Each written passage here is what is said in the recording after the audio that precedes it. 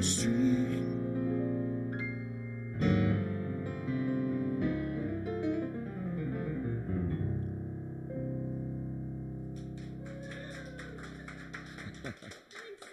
My pleasure. Thank you.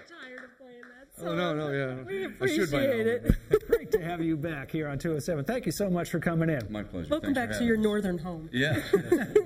Well, you're up here working with students, young musicians at the high school, and we were thinking the kids you're working with, they're 16, 17. What were you doing as a musician at 16, 17? 16 and 17, I was probably doing what most of them are doing, playing in bands,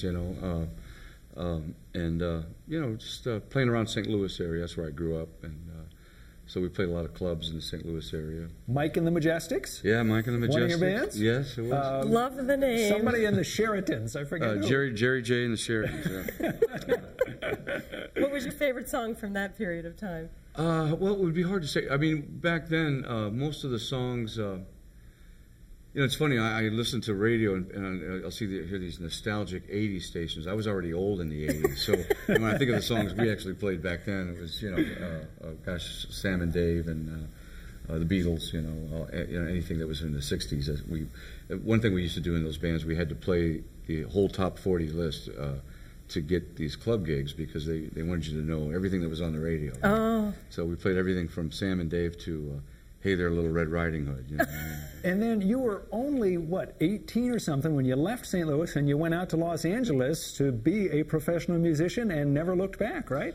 Well, I actually returned home once or twice, but I did. I left when I was 18, and California was a good place to go for me at that point in my life, and it taught me a lot, about things I didn't know of yet, like recording and things like that. What do you tell the students?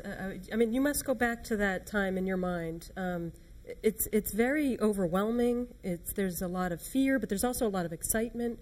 What do you tell them about how to manage all that at such a young age? Well, I think for these kids, it's just that one day, live your life one day at a time in all respects, but especially where it comes with your career, because if you don't, you'll perceive things as disastrous that in the long run are probably blessings in disguise, given any amount of time and perspective, So it's good to just, one thing, door closes, just know that another door is going to open, and you just stay true to yourself and make sure that you're learning all you can learn about what you enjoy doing most. What are you listening to right now? Like, what do you listen to on your iPod? I don't have an iPod, but I listen to almost anything. I do listen to a lot of old records, but I'm listening to a lot of young writers, guys that I work with. Ryan Winkle is a writer. He's actually up here helping us with the kids at Haydn, doing this songwriter workshop with us.